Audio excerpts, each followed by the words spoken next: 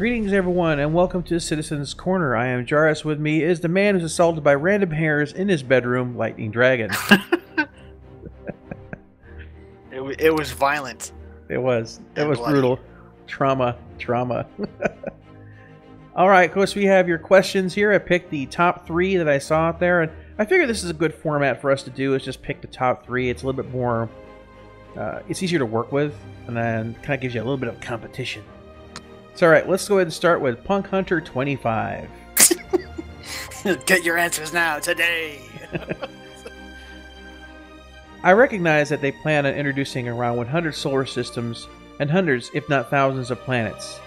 But do you think there could be a lack of real estate with the building restrictions they have hinted at? Or do you think that we could build structures at the same spot and instancing will prevent them from existing at the same time? Well, for starters, I don't think there's going to be any lack of real estate. I mean, the devs themselves, they said if you took every backer in the game and put them at eye limit, like eye distance from each other, draw distance, and tried to have them go around an entire planet, you still wouldn't see another player at all. I mean, there's more real estate on one moon than all the players can use. So real estate isn't an issue. Now, because real estate isn't an issue, they need to make sure that houses show up without being layered over the top of each other like alternate instances. I don't think you're going to have instancing issues in the middle of the plains of some random planet that hasn't been put in the game yet. Instancing is going to occur more at your busy areas, where you're going to have a major shopping hub, and they're going to say, well, there's too many people here, the next person that comes in gets moved to this shard or whatever. And that's how they're going to work that. The same thing happens in a lot of games. The early example I can kind of a reverse example I can think of is well, also I guess also it works the same way. Guild Wars, Guild Wars 1, Guild Wars 2. You go into a town and there'll be like a bunch of districts, and you're all basically in the same area, but they're all instance. When you go out to a mission area, you know it gets a lot more. There's a lot less instances because there's a lot less players around that area. There may only be one instance at all.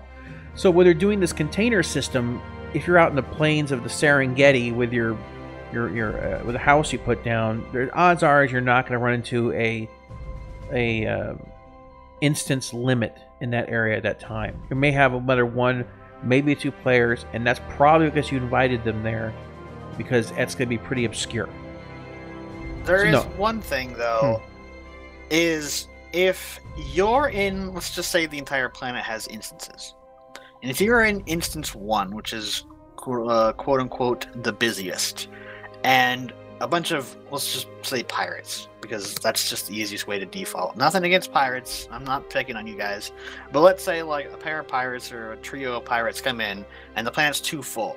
So they get put in instance 2. And they go, oh yeah, this one player dude just lives right outside the city, and they go and they attack your house when you're not there. I think that'd be the only way instancing should be avoided, but it just kind of depends on how they do it. I mean, well, that's what the container system's for, because yeah, when you step past like a certain boundary, you're moving into a different area. So once again, I mean, I can see what you're saying to a degree, like, we need to attack this base that this guild is set up, and we know that if we get 25 of our guys in there, it's going to cause an overflow, which will kick our guys over into the next instance where no one's defending it. And so that's going to be one of those things that the CIG is going to have to work out, because if there's a way to exploit something, you know. Well, an easy way to do it would be kind of like how. What is it? Empyrean does it. So in Empyrean, the planets, spaces, moons, they're all like their own areas, 100%. So if you, I'm going to use a PvE example here. If you are on a planet all by yourself and you're in your base, and you either leave the planet, or maybe it's an online server which is always on, and you log off. If no one else is on that planet, basically that area is gone. So no drones or pirates or whatever is going to attack your base because it's not in the game. So a way to do it in the Star Citizen context would be, it might seem a little cheesy and cheaty, but it might be an easier or more optimal way, is if the owner of the building is not online, you can't go to that building, which would be kind of like an offline protection area. Now, maybe if you're on the server, like online in the PU, but you're on a moon getting resources or something, technically your house is spawned in because you are online. So if like the base gets attacked, like you get a message like, "Oh, base under attack," you get a little email on your Omni tool. It's gonna be called that forever, by the way. And you go, "Oh crap!" So you have to go back to your house and defend it. Now, how some games handle it is that if you have a base and an opposing faction wants to destroy your base, they have to declare it, and then a time is given between this and this, or we're going to attack you. Cough, cough, EVE Online, cough, cough. Yeah, and so basically you set that time, and then and so you give the one guild a time to respond. Now, the games that I played typically, the attacker picked the time, which I always found was obnoxious because they would pick like 3 in the morning when none of the guild members were on, intentionally, so they could just go in with 2 guys and wipe out the entire base. So if they do that, it needs to be, we've been declared, and you have, like, the initial guild has 1 day to respond and set the time, so they can talk to their guild mates, set it up, and then the attacker has to either accept the terms or has to withdraw. Now, I know it sounds like a really restricting kind of system, but you got to deal with the dynamics of people having lives, people having to go to work and things like that, and it's okay to have these conflicts, but you just can't have it so that this guy can come in and and just set some time at some obnoxious thing and just wipe out everything you worked for. You could make it where you have 3, like, as the defender, you can, like, you have 3 choices. You can pick certain time frames, like today at blah blah blah time to blah blah blah time, or tomorrow, or the next day. So you have, like, of these 3 choices, right, those are what you can pick, and then the attackers can be like, oh well, here's 3 days that's good for them or whatever, and they could pick like one of them. Ideally, I mean, even then, that's not the best scenario. Well, you need to leave it in the hands of the person defending, because I said I've seen too many times where the attacker will just pick an obnoxious time. If they really want to take your base and they need to do it at a time when you actually have guild members on, they can't just arbitrarily pick 3 in the morning because of reasons. And it's definitely needs, but if they don't respond, then they can pick whatever they want. So you get the initial option, like, oh, they haven't responded, well, I guess I'm picking 3 in the morning then, and they come back in the next day and everything's wiped out because they didn't bother to deal with the situation. And of course, with a system like that, you need to make sure that players will not get an email notification in real life if it's tied to the game, because someone's, say if you're like a small guild, like 5 people, and none of you only play on the weekends, then you get the notification, and then because none of you were on that week because you're working, then someone declares in the middle of the week, find out, you come back to a destroyed base. There needs to be a notification outside of the game as well. I know I kind of went off a tangent there, but it's Citizen's Corner. This is the tangent. Yeah, this is we do what we want. We end up talking about one question for far too long, which is why they are restricted to 3. Anyway, I think we've successfully answered that. Can't say the word. Moving on. Jared Sin says, should game designers design games as they see it, or should they follow everything the community wants? A game in alpha is a game not truly ready by the game designer's standards. All the community design wants should come after the game goes gold, maybe. It just seems so very easy to find problems and things the community wants in game before the game is even in beta. Well, the short version, yes. I would say yes and no. Well, think about it. If you're designing a game and you have, let's say, like, for example, the ship game that I've been working on forever, and you spend like 6 months messing with all this stuff, and you have this idea, this is how I want it to work, this is how I've set up a bunch of the rules and the stuff that the game will work, and then you're like, but you know what? I have a pretty working, like a playable demo, and you decide, like, the Steam Early Access, whatever. So you put it out there, and people are like, wow, this is really great, but you should change this, and this, and this. And if that is 1,000% different than what you originally designed, and it would totally break everything else you haven't already implemented, why would you break something that works right now and make it something that it was never going to be in the first place. So if you have something that's good on its own, then you should like really just kind of make that. And then you could take suggestions, go like, oh, well, this one idea would work with what I'm already planning, so I can add that in. Yeah, and also where I say yes and no is because, for example, if the people playing the game designers are designing, say, a flight model that people aren't enjoying, and they're in an open development and want feedback, and the players say, we don't like your flight model, that's why 0.08 of the game population actually plays Arena Commander. Oh, sorry, did I call out a game there? You need to look at that. And so clearly there's an issue here where people aren't enjoying it because there's more complaints than praises. And if they don't take that desire to make the model better, you end up having a game that comes out that nobody enjoys.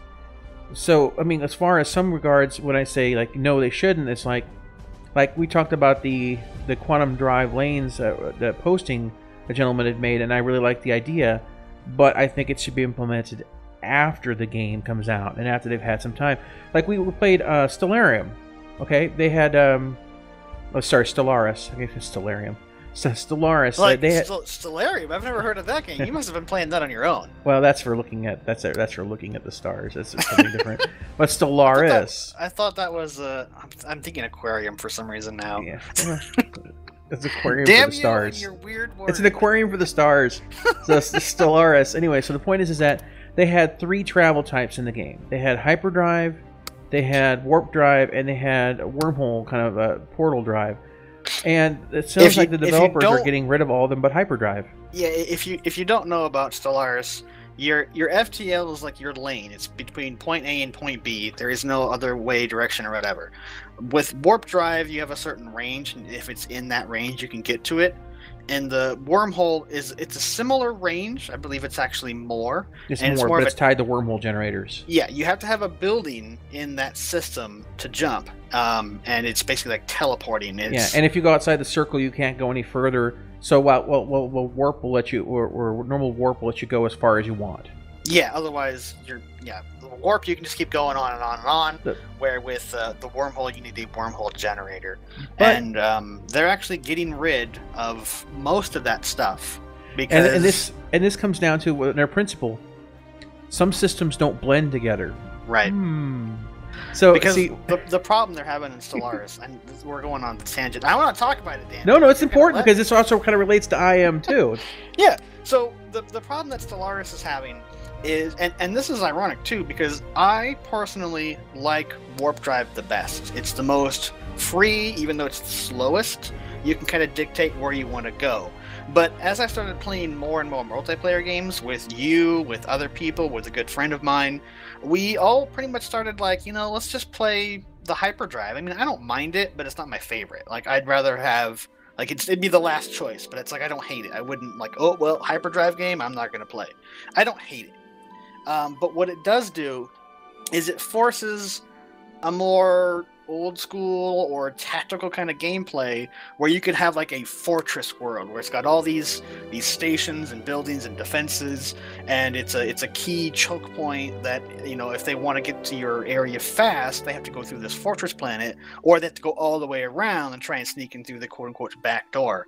And while some of those mechanics are being remade and changed, most of them are being stripped out. I believe warp drives, I don't know if they're being completely removed. It might be they're removing wormhole. No, okay. So what it is all of them are staying in, but hyperdrive is going to be the only one.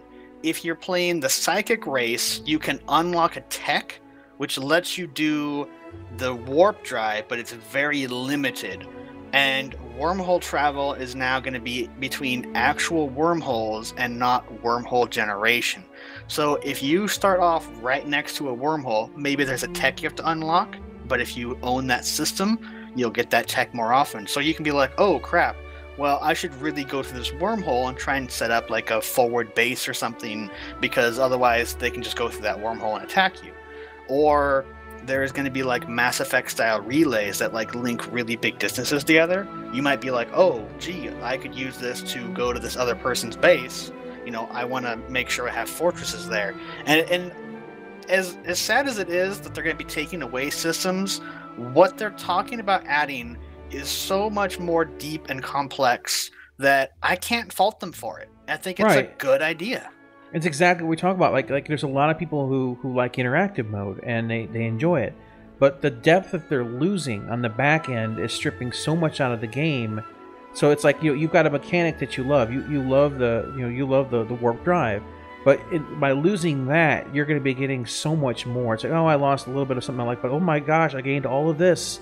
Yeah, the only thing they really need to do is make the bases tougher, which they are. Yeah. They're going to be adding a new building type. It's a starport. I'm hoping it's like a pseudo megastructure in the regards of like you can upgrade it to have more guns and possibly even having Marines to defend it. So like if you destroy all the defenses, you can actually like quote unquote take it over. It doesn't just get blown up. Yeah, those space defenses have needed a lot of work, but yeah, and that's what mods are for, unfortunately. Exactly. But yeah, I mean, as I said, it's a complex question. They should listen to a degree. Do they need to? They need to consider if it's worth applying right now, or if it's something that they like, they could apply later. Oh, the point we were talking about Stellaris, I think we failed to mention that when we went on a tangent. Is a lot of this came from players, by the way. Yeah. Players would use pretty much exclusively warp and wormhole, and they would fly around your defenses and just attack you. And the devs realized that that's not how they want the game to play. Exactly. So once something interrupts the flow of what the vision of how a game is supposed to be played, and they identify what's causing it, then they need to remove it. Wink, wink, nudge, nudge. Know what I mean? Know what I mean? We're not talking about anything that has I or R in it, or I or M. I don't know why I said R.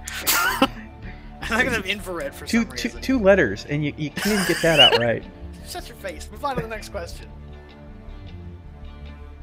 Mr. Lynch said, "You're mean one, Mr. Lynch." I'm happy with the current concept of travel time. There has to be a sense of scale. If not, it'll turn into an arcadey hot mess with waves of big orcs decimating areas. What no one has brought up in this debate of travel time is exploration. Short travel time equals everything discovered in the first week. Well, actually, I did discuss exploration. With exploration, the word discover just comes out over discuss because it's like they're linked. Are you thinking of Star Trek Discovery or something? Oh, I don't even want to watch that. That's the name of the ship, I guess. Yeah. So, no, you're absolutely right. And that's why I talked about how with exploration ships, I want to be out there, sometimes for weeks. It's one of those things that we're supposed to be able to discover. And you want dynamic beard growth, so when you come back from your long week or whatever months of voyage, your entire head's just a big beard. You like have beard afro. One of the things about having this long travel times, and one of the reasons that they started talking about agent smithing, this is a mechanic I fully back and endorse. The idea that another player can log in and just jump into one of your NPCs on a ship. So you could be out doing your own thing for weeks, and you want to play with your friend. Well, instead of spending 4 or 5 hours trying to get back, or maybe a few days, they just log in, they get permission to take over one of your NPCs, they jump into that NPC. It's risk-free for them. They can just play as a crew member on your ship now, and you didn't have any wait time whatsoever. So yeah, I don't mind the idea of travel times. Like Lightning was talking about, he doesn't like have the long travel. Log out, do something else. It's fine. He can log in as one of my NPCs. He can play. We can play for a while. I can do a travel, take 3 hours. He can log back out. I'll do the trip, and then when we get, I'll go play something more fun for 3 hours. Well, yeah, if that's not his thing, right? If he doesn't want to do the 3-hour trip, and I don't mind, then I'll go do the 3-hour trip. And then when I get there, I'll send a message. Hey, we're arriving in like 10 minutes. So you want to log back in?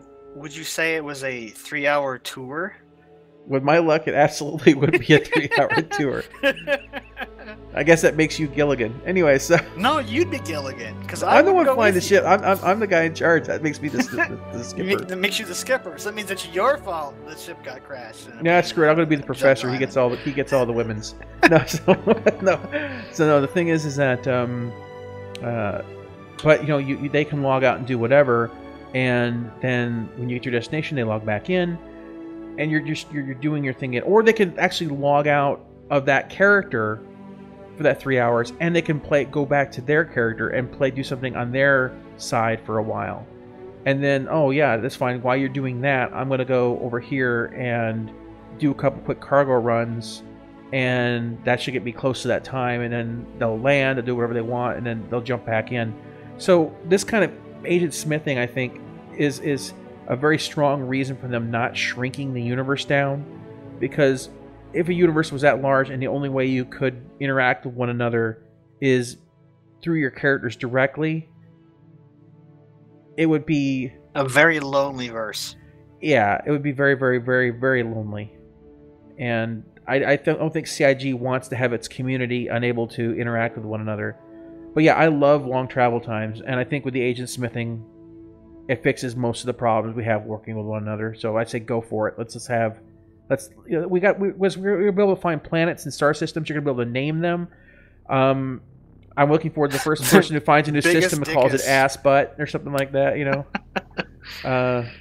Or whatever. I'm pretty sure they'll have to put the names. Yeah, biggest dingus. So yeah, or whatever. The whole point is that people want to go out there. They want to make those discoveries. They want to get their name on it, or they want to sell the data to somebody else. Some guy, some high roller really wants to have his name on a system, so he'll pay the first guy who finds a new system a massive amount of money. So like like 5 million credits or whatever. It's like, so or whatever. But the point is that that does sound like a lot, but when you're talking about buying spaceships that can travel the stars, I don't think 5 million would be actually quite that much. I don't know. Whatever. Pick your number. $500 billion. That's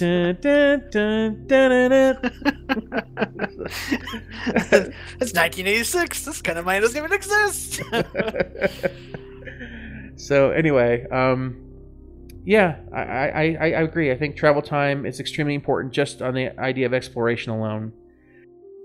I am in your corner, sir. All right, guys. Well, that's about everything for this week's Citizens Corner. Go ahead and leave your comments, suggestions, and tell Lightning where you can stick it down below. What? You're so mean. And we will catch you next time. Okay, I'll say it. Bye.